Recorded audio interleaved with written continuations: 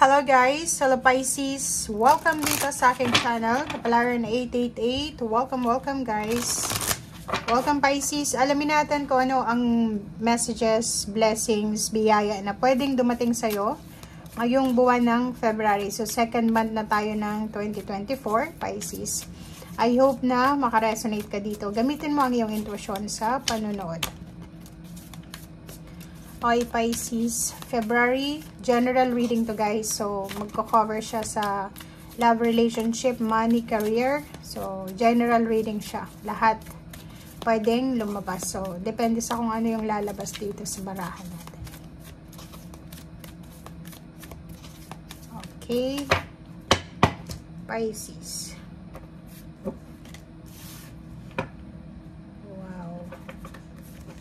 Okay, so meron kang 2 cards dito. Wow! So, for the month of February, sinasabi ng barahan na 4610 and 33. So, itong 46 na to is number 10 na siya. So, ibig sabihin, it's endings. Endings. So, kailangan mo, mayroon kang Morrigan's blessing dito ng peace after battle. So, if may pinagdadaanan ka sa ngayon, Pisces, na hindi maganda, pagdating ng February, magkakaroon ka ng peaceful resolution or magkakaroon ka ng kapayapaan pagkatapos ng mga pagsubok. So, eto yon. First card natin is kapayapaan. Kapayapaan pagkatapos ng mga pagsubok. Yun ang posibleng maramdaman mo. And next card is a blessing on your boundary. So, sinasabi ng baraha sa'yo dito na kung hindi ka pa naglalagay ng boundary sa paligid mo or palagi ka pa rin na nababackstab, palagi ka pa rin na naluloko, na scam, ang barahang ito ay nagsasabi sa'yo na it's the right timing, it's the right time na maglagay tayo ng boundary, maglagay tayo ng cast circle around us, para proteksyonan ng ating peace, proteksyonan ng ating sarili, physical health, mental health, emotional health, financial health, spiritual health. Okay, thank you. Pisces. February general reading.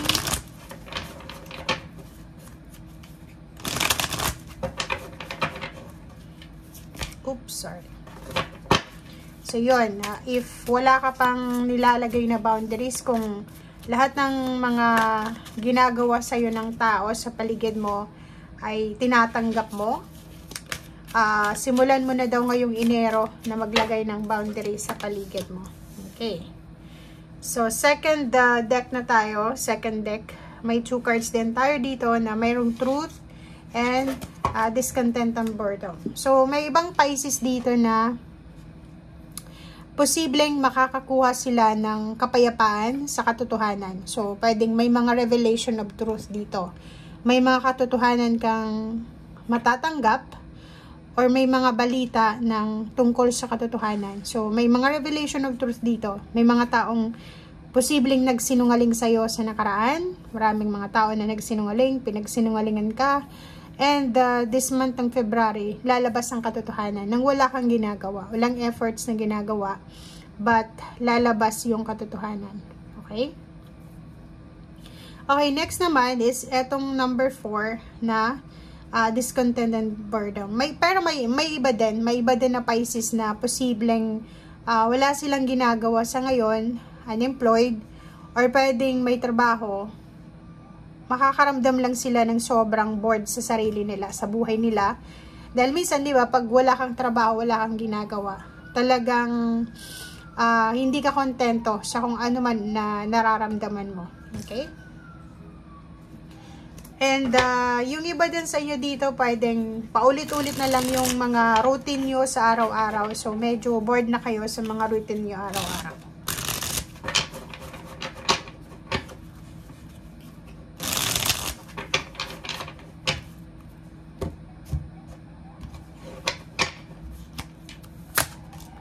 Okay, first card dito sa third deck natin is Knight of Wands and Zero the Fool. 6 of Wands. Wow, victory and success. Oh, diba? It's a confirmation again ang 2 cards na to, 6 of Wands and 5 of Wands, ilagay natin dito. Kasi same din eh. Same yung message nila na parang sinasabi sa inyo na, tingnan mo. Etong 6 of Wands is pero parang siya to, na blessings of peace after battle. Ito yung battle mo, 'di ba? So, for example, marami kang napagdaanan na away bate, may mga taong inaaway ka, may mga taong binabackstab ka, niloloko ka, in-scam ka, may mga taong gusto kang kompetensyahin, may mga taong pilit kang binabagsak, 'di ba? May mga taong hindi masaya sa tagumpay mo. Okay lang 'yan kasi 5 and 6 siya. So sinasabi ng baraha sa iyo na lahat ng battles, lahat ng pagsubok sa buhay mo ay posibleng mapagtatagumpayan mo 'yan. And this month ng February, parang ano to tagumpay yung lahat ng plano mo, or yung Panginoon ay kumbaga bibigyan kanya ng recognition, 'di ba? Parang ganoon eh.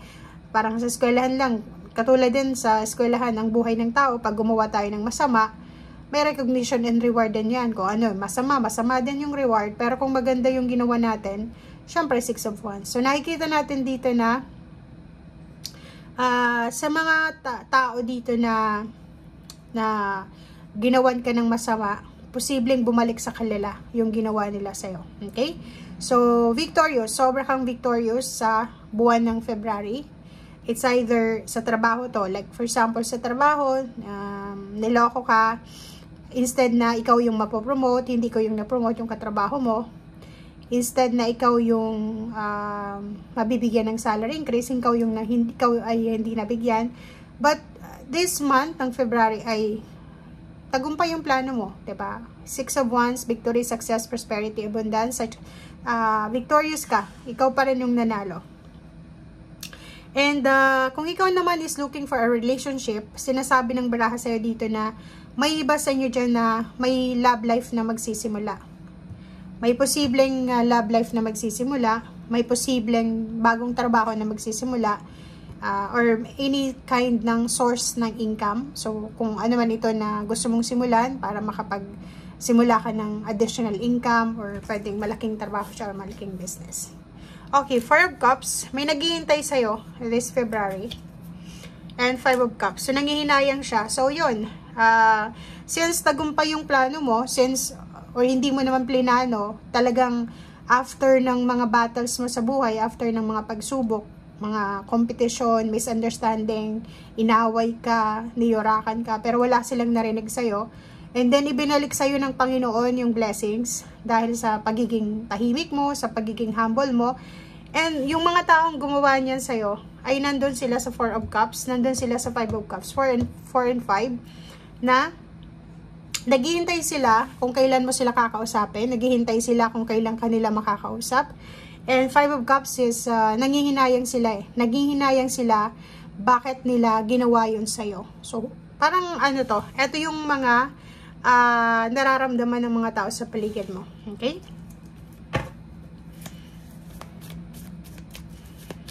May mga tao din na hinahanap ka. May mga tao din na hindi ka aware na hinahanap nila yung presensya mo.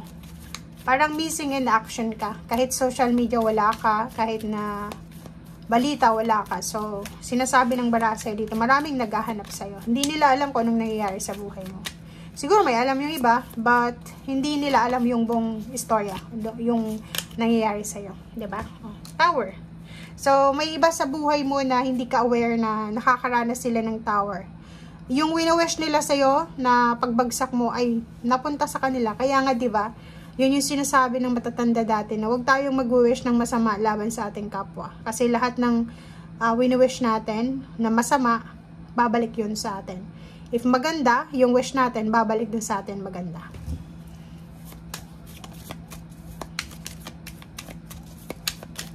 Napaka-powerful ng words of affirmation.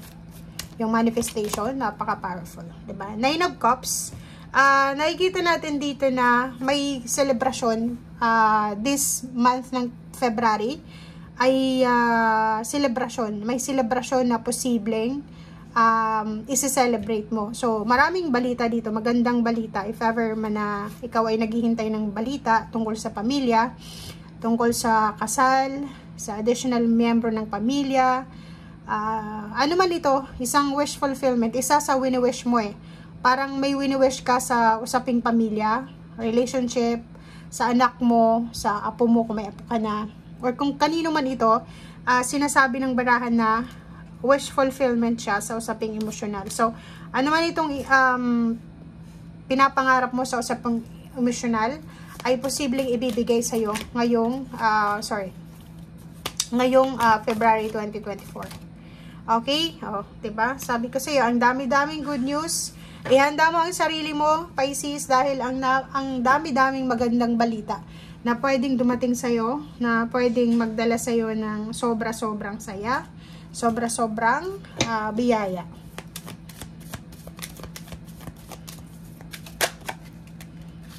Okay. O, diba? Chariot, travel din. Puro victory and success dito, guys. So, may iba sa inyo dito, Pisces, na magta-travel ngayong February. May iba din sa inyong lilipat ng bahay, may lilipat ng tirahan, lilipat ng trabaho, or kung ano man tong mga pinaplano nyo ay posibleng may progress na siya na mangyayari. So, sobrang positive yung baraha mo. Maraming salamat and see you again. Bye!